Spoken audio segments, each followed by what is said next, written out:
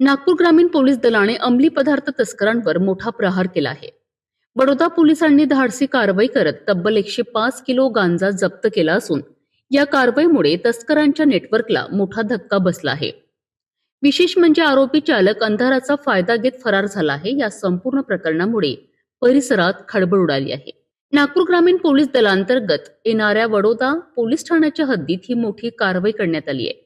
2 मे रोजी रात्री गस्ती दरम्यान उमरी फाटा परिसरात पोलिसांना रस्त्याच्या कडेला एक संशयास्पद ट्रक उभा असल्याचे आढळलेत. पोलिसांनी तपासणीसाठी ट्रक थांबवण्याचा प्रयत्न केला असता चालकाने पोलिसांना पाहताच ट्रकमधून उडी मारून अंधाराचा फायदा घेत घटनास्थळावरून पळ काढला.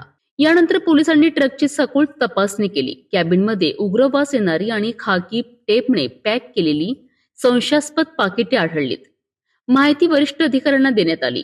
पोलीस अधीक्षक हर्ष पोद्दार, अप्पर पोलीस अधीक्षक अनिल मस्के आणि उपविभागीय पोलीस अधिकारी संतोष गायकवाड यांच्या मार्गदर्शनाखाली पंचासमक्ष ट्रकची झडती घेण्यात आली.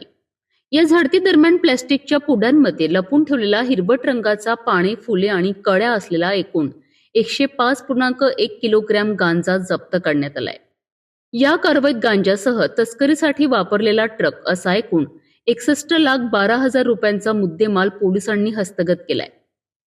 या प्रकरणी बडोदा पोलीस ठाण्यात अज्ञात आरोपी विरुद्ध NDPS कायद्याअंतर्गत गुन्हा दाखल करण्यात आला असून फरार आरोपीचा शोध पोलीस घेत आहेत.